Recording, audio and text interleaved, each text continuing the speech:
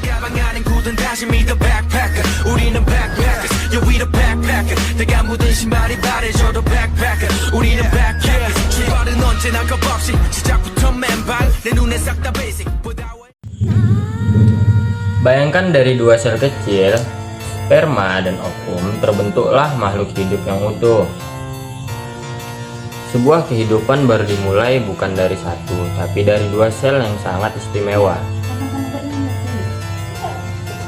Proses pembentukan sel-sel ini disebut gametogenesis. Nah, dalam video ini kita akan membahas secara mendalam apa itu gametogenesis dan bagaimana tubuh pria dan wanita memproduksi sel kelamin, serta peran penting dari pembelahan sel dan hormon dalam proses ini.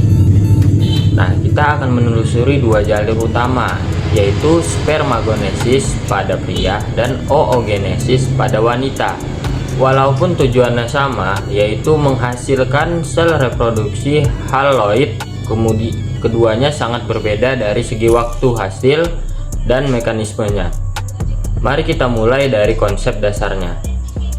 Nah, selanjutnya gametogenesis berasal dari kata gameto yang berarti gamet atau sel kelamin dan genesis yang berarti pembentukan. Secara sederhana, gametogenesis adalah proses pembentukan sel kelamin, yaitu sperma pada laki-laki dan ovum pada perempuan. Proses ini berlangsung di organ reproduksi testis pada pria dan ovarium pada wanita. Yang menarik, gamet berbeda dari sel tubuh. Biasanya sel tubuh kita bersifat diploid. Artinya diploid mengandung 46 kromosom. Sedangkan gamet bersifat haploid, hanya membawa 23 kromosom. Hal ini penting agar saat pembuahan terjadi gabungan dari dua gamet tetap menghasilkan embrio dengan jumlah kromosom yang normal. Tapi sebelum kita membahas perbedaannya, kita perlu memahami dulu proses yang menjadi dasar dari gametogenesis, yaitu meiosis. Meiosis bukan sekedar pembelahan sel. Ia adalah kunci yang memungkinkan manusia dan semua mikroorganisme yang berkembang biak secara seksual untuk menghasilkan keturunan dengan kombinasi genetik yang baru, unik, dan tidak sama persis dengan orang tuanya. Nah, meiosis adalah proses pembelahan sel khusus yang hanya terjadi pada sel kelamin, yaitu sel-sel yang akan berkembang menjadi sperma dan ovum. Tujuannya adalah menghasilkan sel haploid, yaitu sel yang hanya membawa setengah dari jumlah kromosom normal. Sebagai perbandingan, hampir semua sel dalam tubuh kita bersifat diploid. Mereka memiliki 46 kromosom atau 23 pasang. Namun, dalam gamet kita hanya membawa 23 kromosom saja. Ini penting saat pembuahan terjadi ketika sperma bertemu ovum. Jumlah kromosom biasanya kembali menjadi 46, bukan bertambah terus setiap generasi. Proses meiosis terdiri dari dua tahap utama, yaitu meiosis 1 dan meiosis 2. Walaupun kedua tahap ini mirip dengan pembelahan mitosis, yang membedakannya adalah cara kromosom dibagi dan bagaimana proses ini menciptakan keanekaragaman genetik. Kita mulai dari meiosis 1 yang sering disebut sebagai pembelahan reproduksi, karena disinilah jumlah kromosom dibagi dua. Proses dimulai dari profase 1, fase yang paling panjang dan kompleks. Di tahap ini, setiap kromosom mulai menebal dan terlihat di bawah mikroskop. Yang paling penting kromosom homolog, yakni kromosom dari ayah dan ibu yang membawa informasi genetik serupa berpasangan dalam proses yang disebut sinapsis. Nah, disinilah terjadi crossing over atau pertukaran segmen DNA antar kromosom homolog. Crossing over ini adalah hal luar biasa. Ia menciptakan variasi genetik, artinya anak tidak akan 100% identik dengan ayah ataupun ibunya, melainkan campuran unik dari keduanya. Semakin banyak crossing over terjadi, makin tinggi variasi genetik yang dihasilkan. Ini merupakan dasar dari evolusi, keberagaman spesies, dan keunikan individu. Setelah profase 1, sel memasuki metafase, di mana pasangan kromosom homolog berjajar di tengah sel. Lalu dilanjutkan ke anafase 1, ketika pasangan ini ditarik ke kutub berlawanan. Penting untuk dicatat bahwa yang dipisahkan adalah kromosom homolog, bukan kromatid saudara seperti pada mitosis. Ini menyebabkan setiap sel anak hanya menerima satu dari pasangan kromosom, dan disinilah jumlah kromosom mulai berkurang. Tahap akhir dari meiosis 1 adalah telofase 1, di mana sel mulai membelah dan membentuk dua sel anak, masing-masing dengan sel kromosom haploid. Namun meskipun jumlah kromosom yang sudah setengah, setiap kromosom masih memiliki dua kromatid.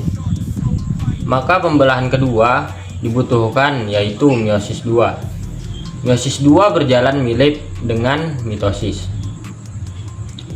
namun berlangsung pada dua sel haploid. Dimulai dari profase 2, di mana kromosom kembali mengental. Lalu di metafase 2, kromosom berbaris di tengah. Di anafase 2, kromatid saudara mulai ditarik ke kutub berlawanan. Dan akhirnya di telofase 2, masing-masing sel membelah lagi. Hasil akhirnya adalah 4 sel anak haploid yang semuanya berbeda satu sama lain secara genetik. Pada pria, keempat sel ini akan berkembang menjadi 4 sperma, dan pada wanita hanya satu yang menjadi ovum fungsional, sedangkan 3 lainnya menjadi badan kutub yang akan mengalami degenerasi yang membuat meiosis. Kemampuannya menghasilkan keanekaragaman hayati, kombinasi dari independen association, yakni pengacakan kromosom saat metafase 1, dan crossing over, menciptakan miliaran kemungkinan kombinasi genetik.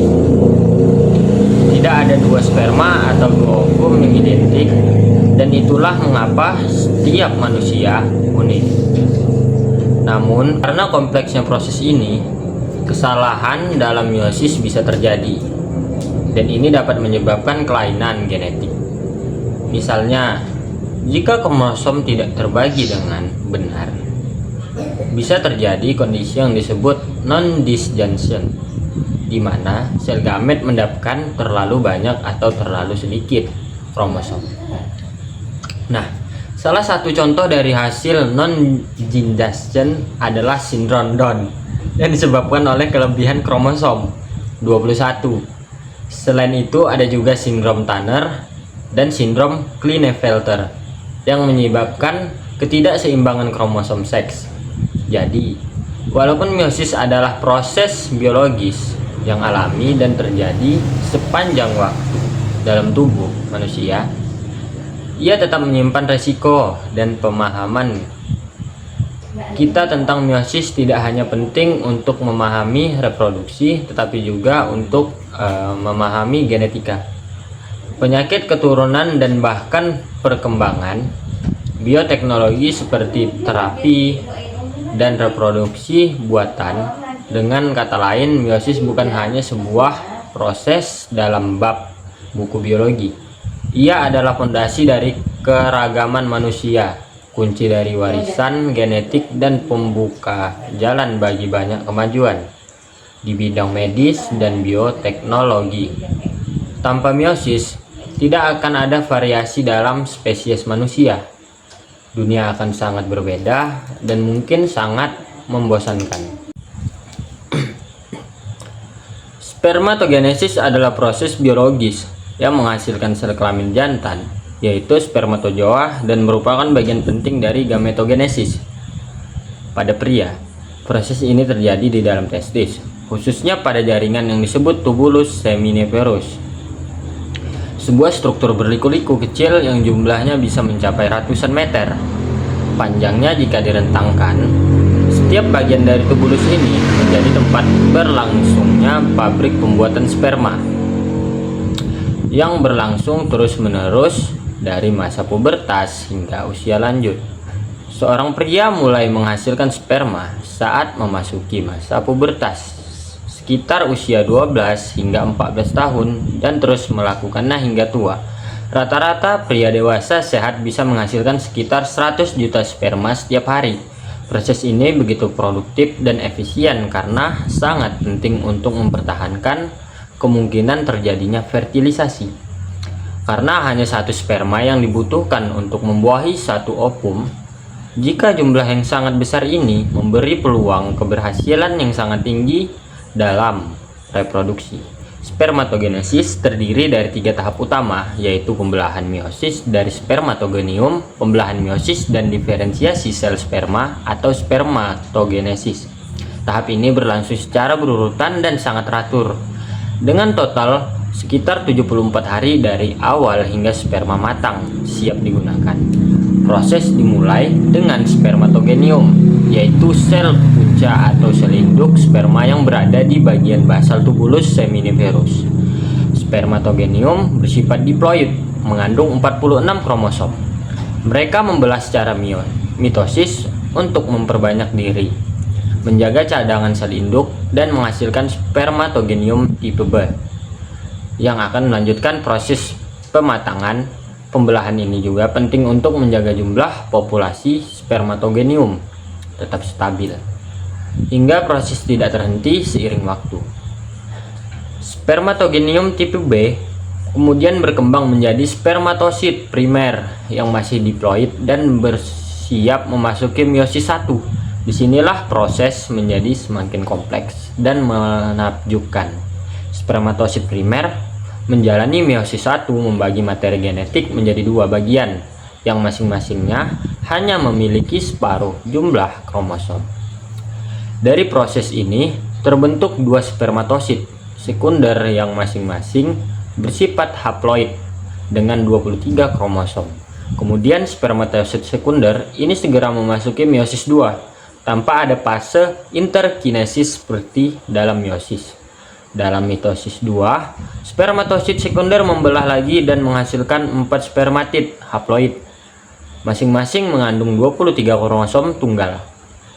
Nah, pada titik ini, 4 spermatid sudah secara genetik merupakan calon sperma, tapi masing dalam bentuk bulat dan memiliki struktur khusus yang dibutuhkan untuk membuahi sel telur. Disinilah proses spermagonesis berlangsung, yaitu tahap transformasi spermatid menjadi spermatozoa yang memiliki bentuk dan fungsi sempurna. Spermamiogenesis tidak melibatkan pembelahan sel, tetapi lebih kepada perubahan bentuk dan struktur. Spermatid akan membentuk kepala yang berisi inti padat dan akrosom, leher yang mengandung mitokondria sebagai sumber energi, dan ekor atau flagel yang berfungsi sebagai alat gerak. Akrosom mengandung enzim. Enzim ini seperti iodance dan akrosin yang sangat penting untuk menembus lapisan pelindung ovum saat fertilisasi. Dalam proses ini juga terjadi pembuangan sebagian besar sitoplasma. Selama spermatogenesis, sitoplasma yang berlebihan akan dibuang dan diserap oleh sel Sertoli yang berfungsi sebagai pendukung dan pelindung. Sperma yang terbentuk akan dipindahkan menuju epidermis, tempat mereka disimpan dan mengalami pematangan. Lebih lanjut selama 12-21 hari. Sekarang kita lihat sisi hormonal, yaitu proses spermatogenesis dikendalikan oleh poros hipotalam, dimulai dari hipotalamus di otak yang melepaskan hormon GnRH secara pulsatil. Hormon ini merangsang kelenjar hipofisis anterior untuk mengeluarkan 2 hormon penting, FSH, follicle stimulating hormone, dan LH, luteinizing hormone, FSH merangsang sel Sertoli yang berfungsi sebagai tempat asrama bagi spermatid yang berkembang. Sel Sertoli tidak hanya memberikan dukungan nutrisi, tapi juga membentuk barrier darah testis yang memisahkan lingkungan mikro tempat sperma berkembang dari sistem imun tubuh. Ini penting karena sperma dengan kombinasi genetiknya yang baru bisa dianggap sebagai benda asing oleh sistem imun. Secara itu, LH merangsang sel Leydig yang berada di ruang antar tubulus seminiferus. Sel Leydig menghasilkan testosteron, hormon kunci yang diperlukan untuk memicu dan mempertahankan spermatogenesis. Testosteron bekerja langsung pada sel Sertoli dan mempengaruhi perkembangan ciri-ciri kelamin sekunder pada pria, seperti perubahan suara, pertumbuhan rambut, tumbuh, dan peningkatan massa otot. Selain FSH dan LH, ada juga hormon inhibin yang dihasilkan oleh sel Sertoli. Inhibin memberikan umpan balik negatif kepada hipofisis untuk menurunkan reproduksi FSH bila spermatogenesis berjalan lancar. Mekanisme ini menjaga keseimbangan hormon secara halus, namun sangat efektif jika kita melihat dari sisi klinis. Gangguan pada salah satu bagian dari proses ini bisa menyebabkan interfertilitas pria, misalnya kerusakan pada sel Sertoli akibat infeksi, paparan panas berlebih seperti dari sauna atau laptop yang diletakkan terlalu sering di paha, atau bahkan konsumsi zat kimia tertentu bisa menurunkan jumlah dan kualitas sperma. Selain itu, stres, obesitas, malnutrisi, dan gaya hidup yang tidak sehat seperti merokok dan konsumsi alkohol berlebihan juga terbukti menurunkan kadar testosteron yang mengganggu produksi sperma.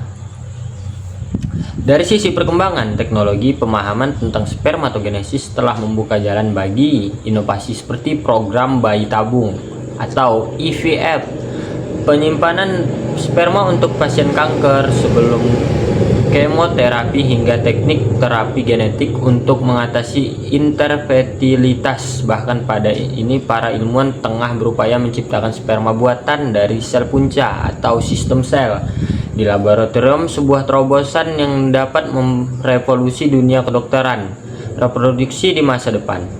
Jadi spermatogenesis bukan hanya proses pembuatan sperma, ia adalah sistem terintegrasi yang melibatkan koordinasi antara struktur testis, sel-sel khusus, dan sistem hormon yang kompleks.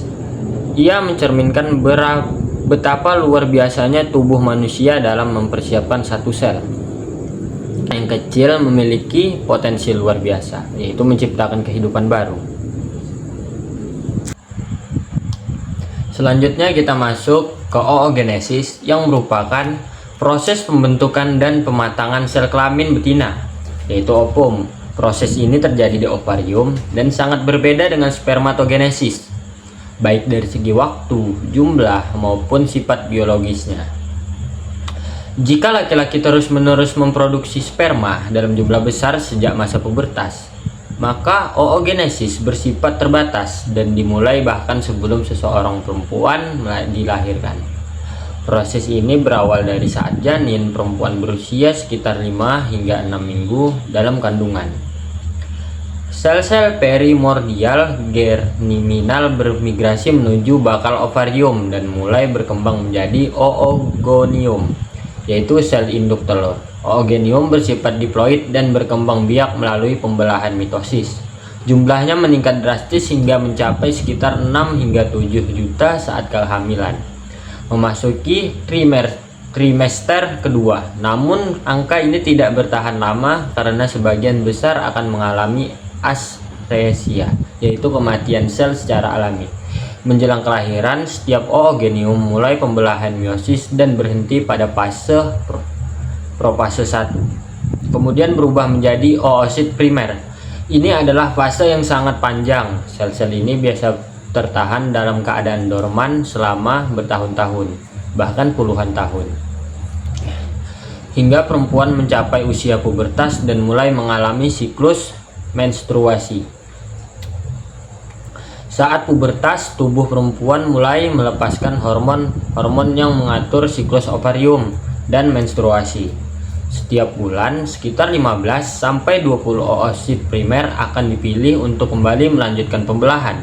Namun, hanya satu yang biasanya berhasil menyelesaikan fase meiosis 1 dan berubah menjadi oosit sekunder dan badan kutub pertama. Oosit sekunder ini kemudian masuk ke tahap meiosis 2. Tetapi sekali lagi pembelahan tidak selesai dan berhenti di metafase 2. Pembelahan meiosis 2 hanya akan dilanjutkan jika terjadi pembelahan oleh sperma. Jika tidak dibuahi, oosit sekunder akan luruh bersama lapisan endometerium dalam proses menstruasi. Namun jika pembuahan terjadi, barulah meiosis 2 diselesaikan menghasilkan satu ovum matang dan satu badan kutub kedua. Ovum ini haploid dan setiap bergabung dengan inti sperma dalam proses fertilisasi untuk membentuk zigot diploid. Yang menarik, hanya satu ovum yang terbentuk dari satu sel induk, sedangkan 3 badan kutub yang juga terbentuk dari pembelahan ini tidak memiliki fungsi reproduktif dan akan mengalami degenerasi. Ini berbeda dari spermatogenesis, di mana satu spermatogenium dapat menghasilkan 4 sperma fungsional. Perbedaan ini mencerminkan strategi reproduksi yang sangat berbeda antara laki-laki dan perempuan. Proses oogenesis diatur oleh sistem hormonal yang kompleks, terutama melibatkan hormon GnRH dari hipotalamus, FSH dan LH dari kelenjar hipofisis anterior, serta hormon estrogen dan progesteron dari ovarium. PSA merangsang pertumbuhan folikel di ovarium yang mengelilingi oosit. Sel granulosa dalam folikel menghasilkan estrogen yang membantu pematangan oosit dan merangsang penebalan endometerium. Saat kadar estrogen mencapai puncaknya, terjadi lonjakan LH yang memicu ovulasi, yakni pelepasan oosit sekunder dari folikel dominan ke tuba Fallopi. Folikel yang pecah kemudian berubah menjadi korpus luteum yang menghasilkan progesteron untuk menjaga endometerium agar siap menerima embrio jika pembuahan terjadi. Bila tidak ada pembuahan, korpus luteum akan menyusut, kadar hormon menurun, dan menstruasi pun terjadi.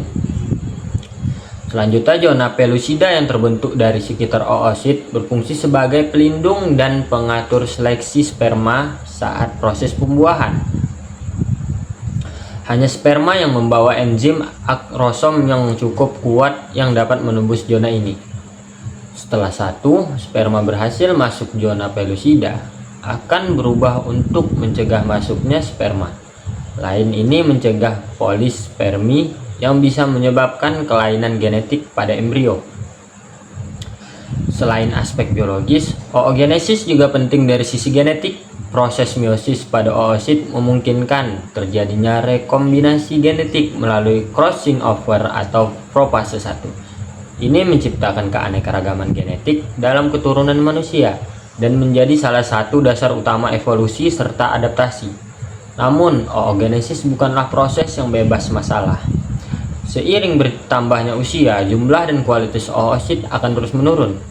Saat perempuan memasuki usia 30-an, kemampuan ovarium untuk menghasilkan ovum berkualitas mulai menurun.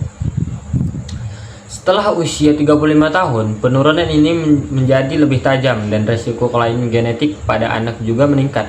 Pada usia sekitar 45 hingga 50 tahun, perempuan akan mengalami menopause atau berhentinya ovulasi dan siklus menstruasi secara permanen.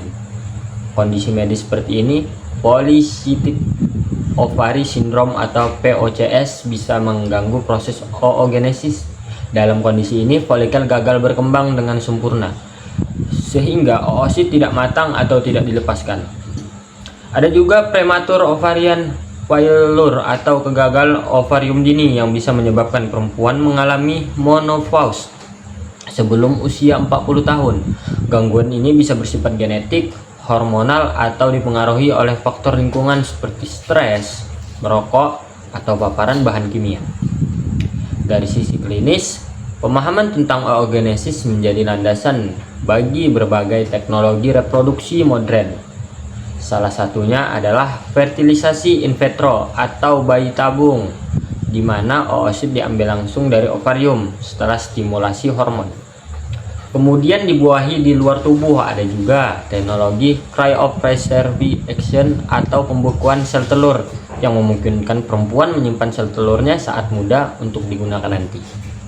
Nah, terutama bagi mereka yang ingin menunda kehamilan karena alasan medis, karier atau pribadi. Dari sisi sosial, edukasi mengenai oogenesis sangat penting, terutama untuk membantu perempuan memahami tubuh dan masa suburnya. Banyak remaja perempuan tidak menyadari bahwa proses ini sudah dimulai sejak mereka masih janin, dan bahwa jumlah oosit mereka tidak bertambah seiring waktu. Dengan pengetahuan ini, perempuan bisa membuat keputusan lebih sadar dalam perencanaan keluarga dan menjaga kesehatan reproduksi mereka. Bahkan dari perspektif evolusi tubuh, perempuan menunjukkan efisiensi luar biasa. Hanya satu ovum dilepaskan setiap bulannya, namun dengan kualitas dan kesiapan yang sangat tinggi. Setiap ovum adalah investasi biologis yang dirancang untuk mendukung tahap awal kehidupan manusia. Jika dibuahi dan melalui satu ovum inilah seluruh kehidupan baru bisa dimulai. Oogenesis bukan hanya proses biologis, ia adalah cerminan betapa luar biasanya tubuh manusia, khususnya perempuan, dalam mempersiapkan kehidupan. Dari tahap embrionik hingga usia dewasa, dari interaksi hormon hingga kontrol genetik, dari kualitas ovum hingga teknologi medis, semuanya adalah bukti betapa penting dan kompleksnya proses ini. Maka dengan memahami oogenesis, kita tidak hanya mempelajari biologis, tapi juga menghargai kehidupan itu sendiri. Dan itulah penjelasan tentang proses gametogenesis, baik spermatogenesis maupun oogenesis. Dua jalur biologis yang berbeda, namun saling melengkapi untuk menciptakan kehidupan. Dari jutaan sperma hingga satu ovum yang matang, tubuh manusia menunjukkan keajaiban kerjasama dan keseimbangan yang luar biasa. Memahami proses ini bukan hanya soal akademik, tapi juga soal menghargai bagaimana kita semua bermula. Semoga materi ini bisa menambah wawasan kita, bukan hanya sebagai pelajar, tetapi juga sebagai manusia yang ingin mengenal dirinya lebih dalam. Saya Taufik Hariri Tulung dari kelas Biologi 2 Angkatan 2003. Terima kasih sudah menyimak. Sampai jumpa. Assalamualaikum warahmatullahi wabarakatuh.